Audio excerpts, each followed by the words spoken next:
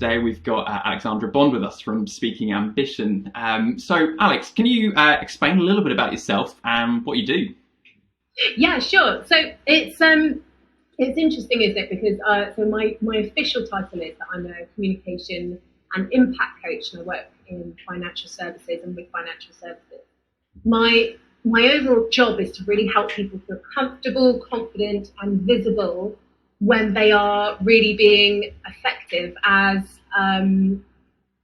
accountants, and really actually embracing that advisor role, that manager role, all of the people skills that you need now more than ever to be effective. Has what you do changed then at all in the last 12 months? Has it been a change for you or personally? Yeah, do you know what? So I was impacted primarily because I was doing a lot of skills-based work. So I was doing a lot of workshops in-house. I do the presentation skills sessions up at Zero HQ. I do a lot of training in sessions for companies, and then and also conferences as well. So I was really impacted on my diary certainly was. But thankfully, when I work one-on-one with clients, it tends to be depending on where they are and where I am. I'm located in South East England, so I go to London quite a lot. Haven't been in one for a year now, which feels very strange. But now it's great because kind of everything's here. For me, though, it gave me an opportunity to do some things that I've wanted to do in a while. And I think we all do this, don't we, when we're running a business, you're so busy inside of the business that you forget to actually take steps to develop yourself and develop your long-term plans. And yeah, we do CPD, but it really gave me the opportunity to go, right, this is time. I've now got that time to take the next step. So I got myself DISC certified, which is a personality, I'll say trait rather than profiling, but it does give helpful tools for communication, I find, and also complete a coaching diploma learning about neuroscience and positive psychology. So really excited to do that. So it's really changed the way I've really added more to the way I work. Yeah. No, that's brilliant. That's brilliant. So you had a chance to really invest in yourself. So I want to know a little bit about accountants and communicating then. And this is quite a provocative question probably, but this is probably a stereotype that I've certainly seen in my career that assumes accountants, as a whole, as a collective, are bad communicators. Do you think that's the case? What's your experience? Oh, are accountants bad communicators? Diving right in there. Yeah. Yes and no. Accountants are fantastic at long-term relationships, which is perfect because that's exactly what work is. However, that initial meeting, that initial rapport can often be stilted, and that can affect the way that you deliver expertise, and especially now the more that accountants are providing a finance function and delving into all sorts of parts of a business, not just dealing with the business owner, but actually partnering in all sorts of departments. That can mean that there's a lot of friction, especially if you're making and advising on big changes. So sometimes in terms of emotional intelligence and building that rapport and being careful with not ruffling too many feathers, that can be where I see a lot of flare-ups happening. But the long-term relationship with the business owner, they start to get to know each other. They're really great at that, I'd say. Really, if I'm being generalist, they're really fantastic at that.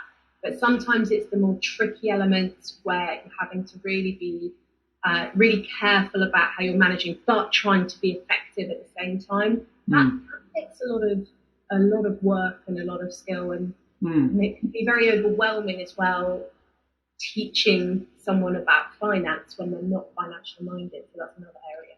Yeah, that's interesting. So that kind of theme of confidence that you mentioned at the beginning there, is that something, have you had experiences of accountants who are very capable technically, potentially, but lack confidence to communicate that effectively? Is that something you've experienced or not at all? Yeah, no, definitely. Yeah.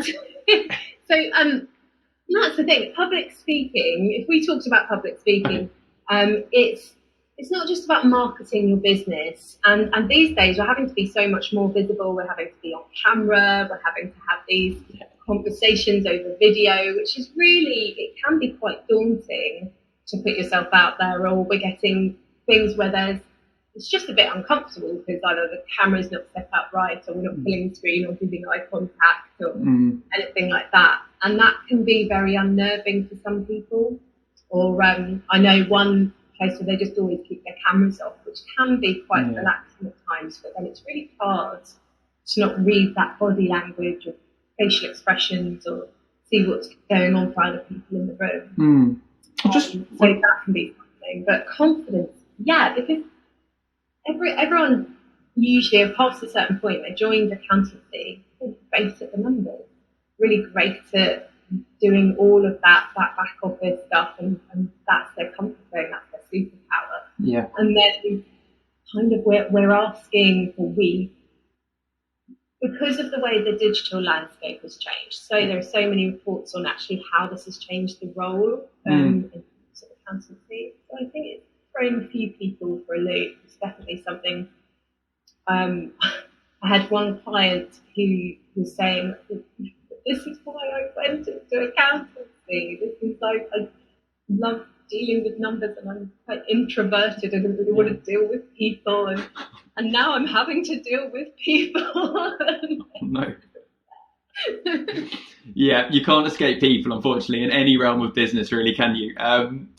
So in terms of this crazy 12 months we've been in, and obviously you've been talking to firms over those 12 months, whether it's working with Zero HQ or with other organizations. How are some firms doing it well? Have you come across firms that are, communicating well with clients, or actually deepening relationships in these times? Have you heard of that or seen that at all? Yeah, I think it's given people a lot more opportunity. So what I've seen, these are the best things that I've seen. I'm trying to think off the top of my head, but as soon as you said that, I think a couple of firms come to mind. A few of them are just the way that they've managed their internal culture, because that spreads out. So having space, a lot of practices have started giving their clients that autonomy, which gives them a lot more ownership, a lot more respect, and they just, that translates into the work they do and then how they communicate with clients as well. Okay. But so some of them have actually now started creating like a blackout area around not just lunchtime, but the other sides of lunchtime or Friday afternoons, which is basically no calls, no meetings, no nothing, just you do your work. If you want to, take a call when you're walking outside, great. If you want to, as long as it's basically they're really focusing on the value that people are creating, and that's a really great space to be in, because then people communicate from a place where they're not stressed or feeling like they're having to achieve something, not getting Zoom overload, or not Zoom overload, of course, but video overload.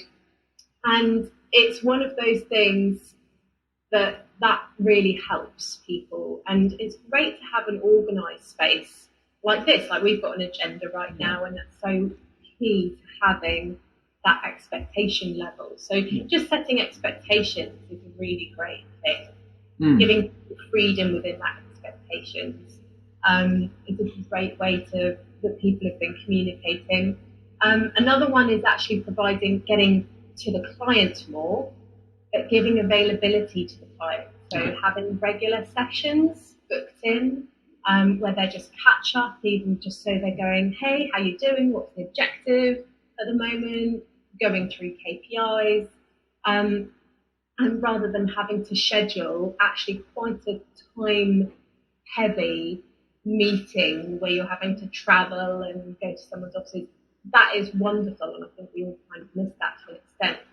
Having a space, a centralised space, where you can just get together and then go, great, I've done that, now I'm just going to grab a cup of tea and go back. It's really created an efficiency, but I think there has to be a level of where it's not oppressive. That expectation. That's where I've seen people really managing, going, yeah, okay, this is how it's gonna be. We're gonna have it relaxed. Great, got it. So, firstly, is getting firms that have set up well internally and safeguarding certain times in the day, and then the second is using the opportunity to be intentional and talking with clients regularly, roughly. Yeah, and being really clear on what the intention is for that discussion. So in terms of like not just having an agenda, but what are you both there to get out of it? What do you want to have happened at the end? How will you know that conversation was successful? What's your earmark? What does that look like for you? Yeah. Just even being really clear before you go into a communication about that means that you are far more likely to be successful with communication. So, and it's almost like a coaching conversation in itself, which is we're going to start today is all about this. By the end of this session, what would you have liked to have achieved? What does that look like? How will we know we've achieved that? Yeah. Great, fantastic. And then you're going to have a much more effective line of communication with it. Great. No, that makes a lot of sense. And in terms then of like how is it different talking to a client on a screen than being, in a coffee shop with them? It sounds like it's a simple, an obvious question a little bit, like they're not physically in front of you, are you? And you might have a child or a kitten, in my case, kind of nipping at your toes. But what are some of the, what is the opportunity then of being on a video call? How can you present well and run an effective meeting with a client on a video call? Well, it's a great question. I love the way you frame that as an opportunity. It's that. The opportunity is that you actually have a lot more control. And this is going to sound quite strategic in a sense. You have so much more control over how you are being framed yourself. So a bit like what you did with that question, you changed it. We can do that. Like right now, I have set up the frame of my camera so that it is the best for you guys watching. So it's going to be more effective for you guys. I'm actually looking at a camera that's separate from my computer so that I can give you eye contact. So if I look at the computer, I'm down here, and over here I've got lights on me, which means that it's better visibility, because at the end of the day you want to be visible, you want to be heard. So I've got a proper microphone set up. So it's given me all of that opportunity to really be visible, to literally as well, to really be in control of what you guys see and really give you a sense of who I am before I even talk, or what I'm about before I even talk. So I know it sounds funny, but it is the window dressing as well that you give to it. I mean, this is why big, companies spend money on their reception areas or how they look or their logo. It does give you all that information about the feeling you're going to get when you communicate with someone and what's about to happen, so that it manages that expectation. And you know what? It's really funny because my background is financial services, and partway through, I had an experience when I was younger. It was a car crash, but it was one of those moments where I went, "Oh, this isn't doing it for me." Life in general at the moment. So I actually went to drama school, and that's when I started training. I always preferred being live. I always preferred theatrical, in-person experience, because I had this real sense of control over what people were going to get from me. I controlled what they heard, what they saw, how they saw it, how it was delivered. And when you're on camera and when you're in films, when I got to the film studio and we were doing these elements of our training, I felt really uncomfortable, because you can mark your spot and you learn how to look at the camera and how to relate to the camera, or when you're not meant to be looking at the camera. Yeah. And those are valuable skills, but I felt so powerless, because at the end of the day, it's not me who gives you the message and the delivery, it's the editor, director, the person who's chopping it up. But when you're on a video call, do you get that kind of say in what's happening? And I think we take for granted that actually it's not just your voice that gives you that, but it is so much more. We get a lot of information from the camera, and we have a lot more control over what happens there. Yeah. No, that's brilliant. And I think even more the case maybe when you're winning prospective work. So obviously maintaining relationship, absolutely important to look professional, be personal, be productive. But yeah, winning work even more so potentially with prospective clients. Yeah, I mean, I'm not a marketing expert, but it's certainly about I mean, why did you choose the logo that you've got? Why do you have, certain ways of communicating over email? Do you have a tone of voice when that you kind of like guidelines or anything like that? How you show up, and it's you can extend that to everything that you do, and it's not about showing people, look at my great fonts. It's about showing. It's about how you're making them feel. Yeah. And how you're supporting them. So, like a lot of this space as well, it's a familiarity. So people recognise my office now with the pictures behind me. Yeah. My clients do, and it's a sense of safety as well. This is my office. It's a protected space. It's a confidential space as well, and that is a continuity that actually we need. I think, especially when we're talking about finance, when we're talking about potentially quite, very confidential matters. And we need to have that sense that there aren't just people listening in somewhere. Yeah, no, absolutely. And I think actually, I wasn't going to ask this question, but I think it's a really pertinent point. And I remember doing an interview about 12 months ago with a lady called Georgie Rollings, who owns a firm called Starfish Accounting. And she spoke about the role of the accountant and, as emotional support, particularly in this time over the last 12 months where business owners can feel a little bit isolated, particularly if they might be having to make really difficult decisions about who they let go from their business, who they keep. And I never really realized the role of an accountant in that position, but maybe over the last 12 months, even more so, that emotional safe space for a business owner, in your view, is that important, increasingly important? Yes, massively so. And you don't want to feel as a business owner that you're having a conversation about potentially who you're going to let go, and that there's going to be someone in the background. And I have to say, I had it with a coaching session, luckily. So when I coach people, it is confidential. I also have to have to adhere to guidelines with the ICF, and actually that is something that you should have a look at in terms of your member body and what you need to provide on that level as well. Because I know I do, and I remember having a session which got quite personal actually with a client, and then it turned out their partner, which just heard them chatting in the background, and I was thinking, obviously that's fine for me, that's their control, but I was suddenly felt like, oh, there's someone else there, and you just suddenly have this awareness. And so I also I'm the founder of a digital accountancy practice as well. Although I've stepped back a lot from that role, I have been involved during the pandemic, and because we really needed all hands on deck, and as you said, it's a support role as well, and it was just a case of I was phoning up people going, "Are you okay? Are you all right? What can I do?"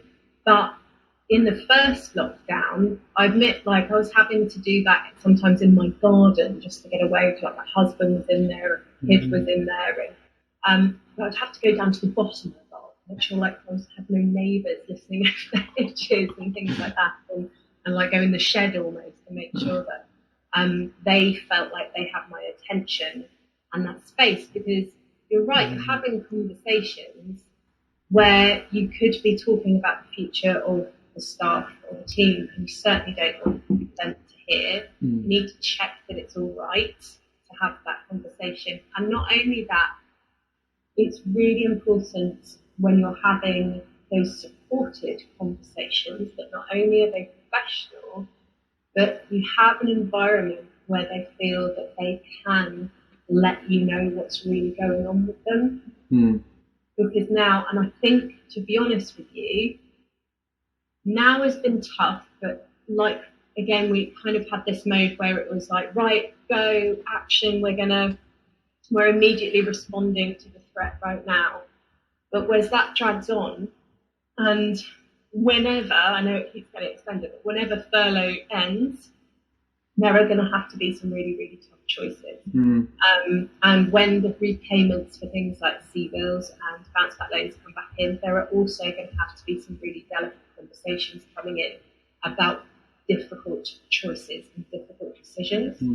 To do that, you personally, so you guys, and have to be in a great mindset to be able to cope with what's coming your way, because empathy is really important. Showing you care is really important. But if empathy is affecting you personally and your mindset and your mental health, and that can really, you can absorb almost too much, then that can be, you need a way to shake that off or to get rid of it. And it's interesting that you say about this kind of therapy role. That's come up a lot. And actually, spoken with a few, so I've been asked to do things with doctors, and doctors and vets actually. Okay.